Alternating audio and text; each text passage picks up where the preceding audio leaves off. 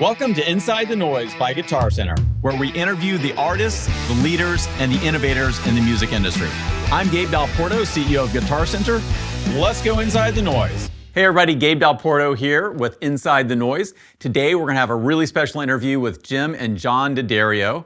We're going to talk about the company, their history, their legacy, but really just some of the amazing innovations they've brought to music.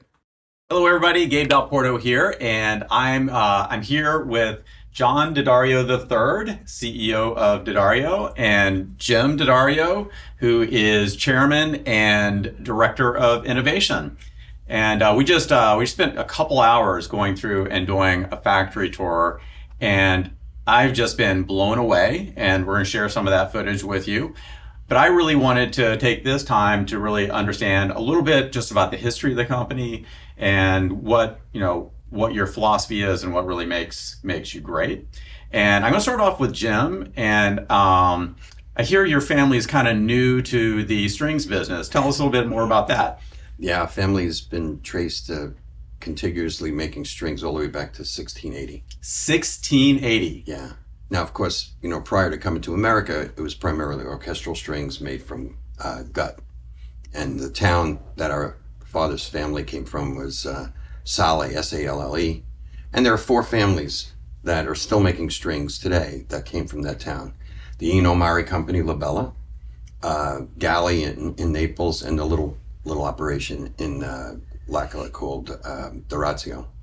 But they were shepherds, and they herded sheep, and in the winter they slaughtered them, and they made strings they learned how to make strings out of the intestines, and whatever was in the grass there and the climate made for really strong and great sounding strings. And that's how the family got started in it. And my grandfather came here in 1905. How'd you make it to the United States, and kind of how did we wind up where we are today? Very, very earthquake prone area. And in 1904, I think it was, there was a serious earthquake, and my grandfather and his father came here. His father did not like it, went back right away, and left him here at 14 years old with an uncle.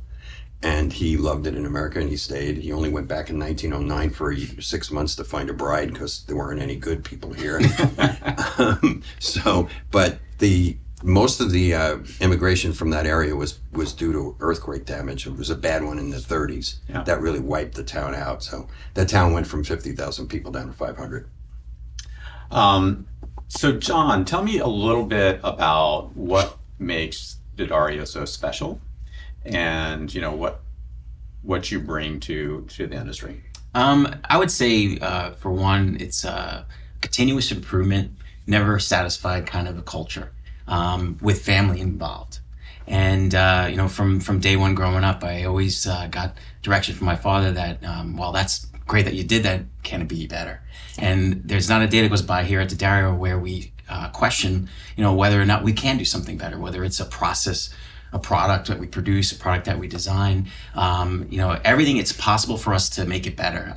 The Pro Winder is a great example of that. We saw that being made in the factory. There's been like 12 or 13 generations of that product. Maybe not that many, but there was at least 7. Yeah, so it just goes to show you that the design was a brilliant design initially, but it got better and better and better incrementally over the years.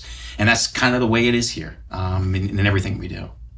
Yeah, it really just strikes me that every single detail has been thought about. And the thing that kind of blew my mind is most of the machines here were made here. So you're not just making product, you're making the machines that make the product, and every single step has been designed out, and a lot of thought has been put into the whole process end to end. If I was starting a string company or an accessories company today, you would just annihilate me. There's no chance. And I look at the decades of optimization and specialization. I can't even imagine, someone trying to even touch what you do. So it's really exciting.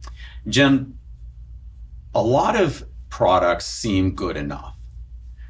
What makes you look at something and say, boy, that could be better? And maybe give me an example of something you're particularly proud of where, the industry was kind of settled, good enough products, and then you found a step change. Well, I guess a good example would be our Expand pedalboard. There are lots of good pedal boards out there.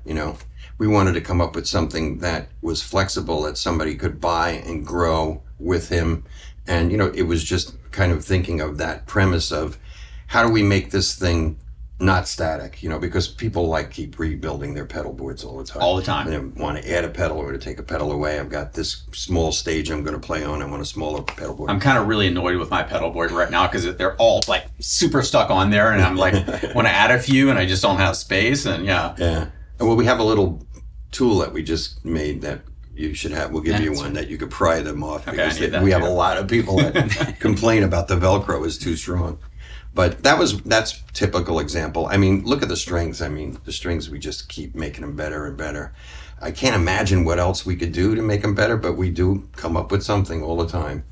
And I'm really most proud of our string operation, because we've eliminated variables in the making of a string to the point where our strings are so consistent. They're always the choice of luthiers and guitar makers that know what they're doing, because they know they can put a set of our strings on. And if there's something wrong, it's usually the guitar. They have to fix something on the guitar. It's not usually the string. So, and they'll say that themselves right in videos, you know, and that really makes me proud. Hey, I just want to say thank you so much for listening to the podcast. We've actually been really overwhelmed by the response so far, so thank you for that. We have also noticed that a lot of you haven't subscribed yet. We have incredible guests coming up. I'm not even allowed to tell you who they are, but trust me, you don't want to miss this. So hit subscribe. That way you don't miss an episode. Now back to the program. So John, obviously there's a lot of work that goes into the manufacturing of this, but there's a whole human element to this. So, you know, I met a lot of the engineers today, and you could just see their excitement. Tell me about your engineers. Tell me about what drives them every day, and like how do you get them motivated? Well, partly it's Jim, you know, that really drives them in his vision. Used to. Used to. Yeah, Steve is great. Our VP of engineering, Steve, has been with me since 1989. Hired him out of school, and he does a fabulous job running that department. Don't have to babysit those guys very much, but I do think that we instilled some kind of pride in owning the project. Yeah, you know, it was one of my things that I enjoyed about doing the engineering myself. When I was doing a lot of it, was I would design an apparatus or a machine and assemble it and put it on the floor, and I owned it from start to finish. So when we started hiring engineers, I felt it was really important for them to learn every aspect of the machine building process, so that they weren't handing it off to somebody else and then it wasn't theirs anymore, because they're very proud when they finish something and it works. And I can tell you that there's machines on the floor that I put together 40 years ago. When I walk by, I feel that sense of pride. Yeah. And I think that's what keeps them here. We hardly ever lose anybody in that department. I think that sense of ownership of the project. And the fact that they own the machines in terms of the design and building them, gives them kind of a platform for, again, incremental improvements. Whereas if we had to work with an outside firm to do that, it just wouldn't be as efficient and as fast. We've used outside firms occasionally to design automation, and honestly, every time we have to go in and finish it. Yeah. It just never gets done. So there's been a lot of talk lately around U.S. manufacturing, and the thing that I found so surprising as I learned your business is how much of your product is made in the United States. How do you make that work, John? Well, we look at these opportunities as part of our vertical integration, capability, and that provides us with lots of opportunities, controlling cost, controlling quality, but more importantly, creating an innovation platform. Right. And that's what we see in some of these opportunities. And, lots of times U.S. firms will look at an opportunity to onshore something and do a traditional ROI analysis on it.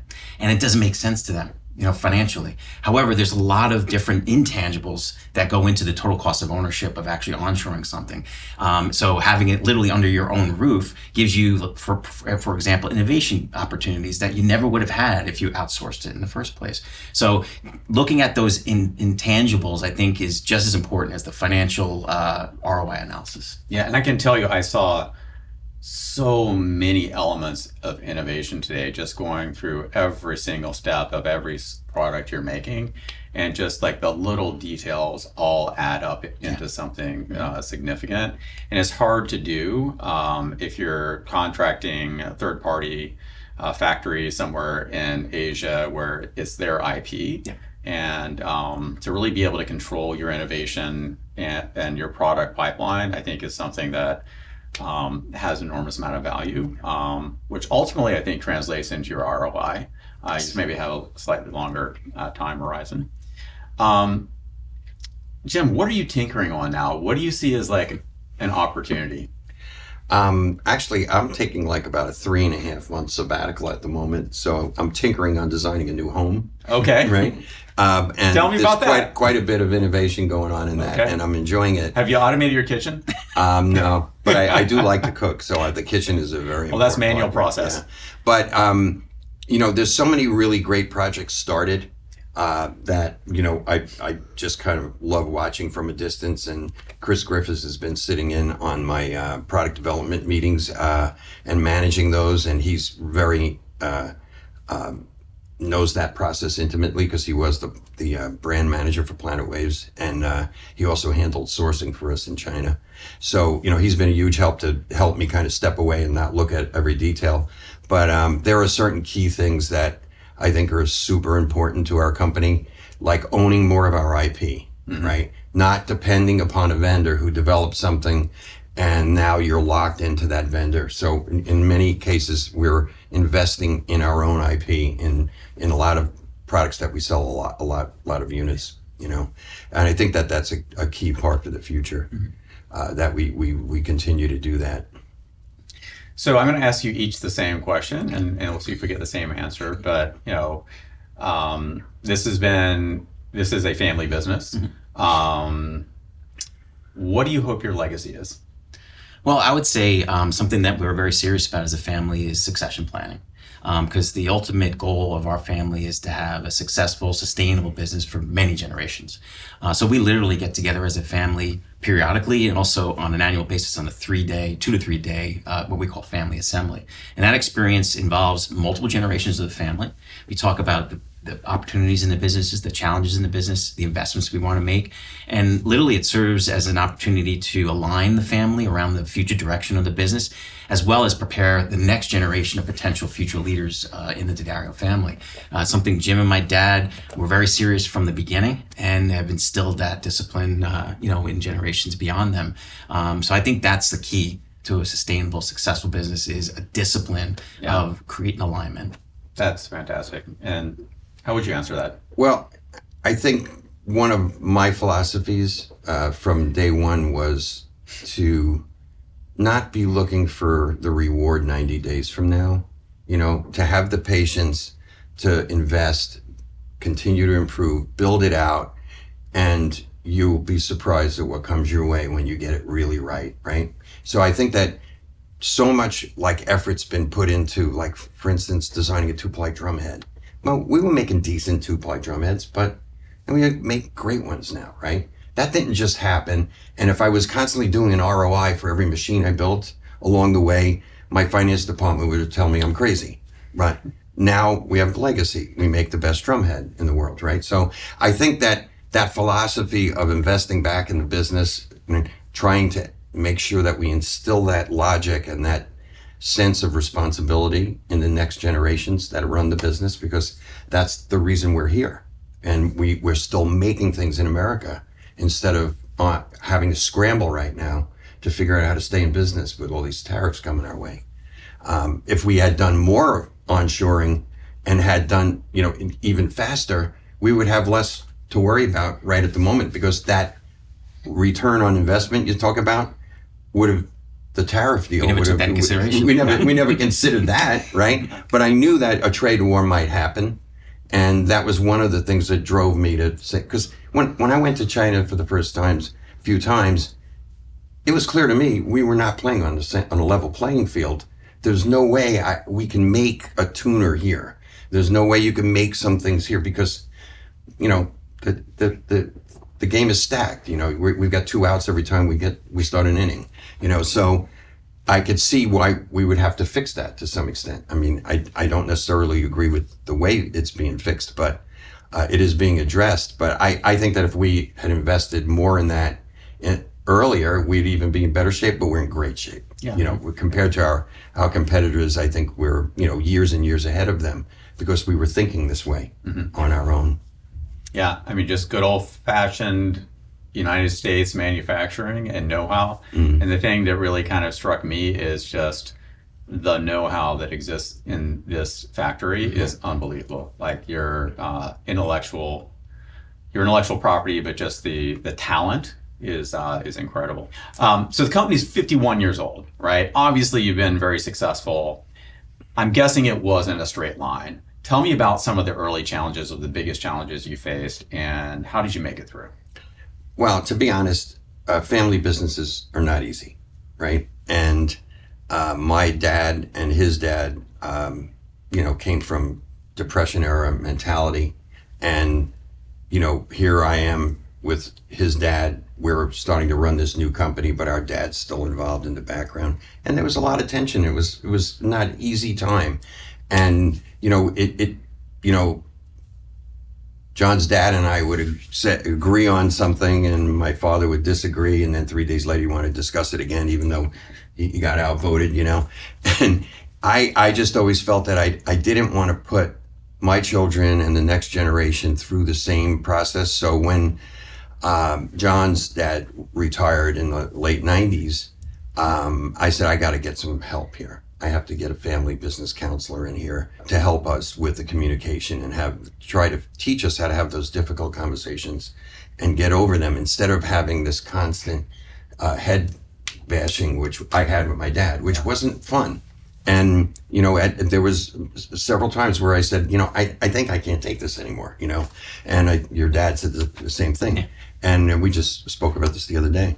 And, you know, so that was a very difficult transition because my dad had started Darko Music Strings in like 1961 or 2, and it grew very quickly in the 60s, you know, modestly, quickly in relation to what my grandfather had in his basement. And my dad made a crazy deal merging the Darko company with C.F. Martin, and just with a stock transfer, and they never really got the equity. Paid off until the 90s. Wow. So it was really, we were broke and we didn't like working there, and we had to start over, and we had to start over with nothing, and it wasn't easy. Fortunately, my dad's reputation of being stellar at paying his bills and respecting vendors, which is something that, you know, he taught me very well, and my brother John, really paid off because people gave us extended credit terms and they said, no, we trust you guys and we know you're going to come through. So, but those were very difficult times because we didn't have the resources, you know. Yeah. From my perspective, you know, we've grown our business organically through new products, but, you know, growth opportunities in this industry are difficult and limited. Yeah. So we recognized that another aspect of growing the business was acquisitions. So when we acquire companies, the thing that we really struggle with is the integration of them, right? Yeah. We knew what we had to do because what we do first with an acquisition is we look at the entire process of manufacturing and we D'Addario it. You know, perfect. Well, we tried to. Right? Or we try to. That takes time. Yeah. And part of that D'Addarioizing is a culture that is hard to integrate into a different organization that's coming into the business. So it's been a challenge, you know, to integrate acquisitions over the years. But once they are, you know, integrated into the business, they're really successful. And it gets to a point where the people recognize that, you know, our name's on the product, right? We take a lot of pride in that. It gets to a point that those acquisitions are successful when that team recognizes that it's almost like their name's on the product. Mm-hmm. So that's the kind of mindset we're trying to ingrain. But that's a challenge to do with a whole different culture you're trying to integrate. Yeah, every company that we have acquired had a different culture, and it wasn't the same one we have. Yeah. So it took a while to, you know, get our culture ingrained in them. In some cases, we had to move the operation. You know? Yeah. We moved Evans from Dodge City. We just moved the Rico D'Addario Woodwinds operation from Sun Valley, you know. Because we want to have that same culture that we have in these factories here. Yeah. And that was just a faster way of getting it done, and we probably maybe should have done it earlier, but, you know, you can't second guess what what decisions you've made. They've all worked out for us. It's just it takes time. timeline, some different. Yeah. All right. Well, thank you both. And what a great conversation this has been. And we look forward to lots of new innovations coming from you, but also just enjoying your current product line, which is spectacular. Thank you. Thanks. Thanks, Gabe. Thanks, Gabe. Thank you. Appreciate it. Appreciate it. Wow, what a great day. I got to tour the factory. I got to see all these incredible products being made. We got to talk with Jim and John and really learn about their company, the fact their company goes back hundreds of years to Italy. They've been doing this literally for centuries. It's a very family-oriented environment here, and that really speaks to their desire to constantly get better, to constantly improve, and to really build something for longevity and for many centuries to come. Hope you enjoyed the episode. I sure did.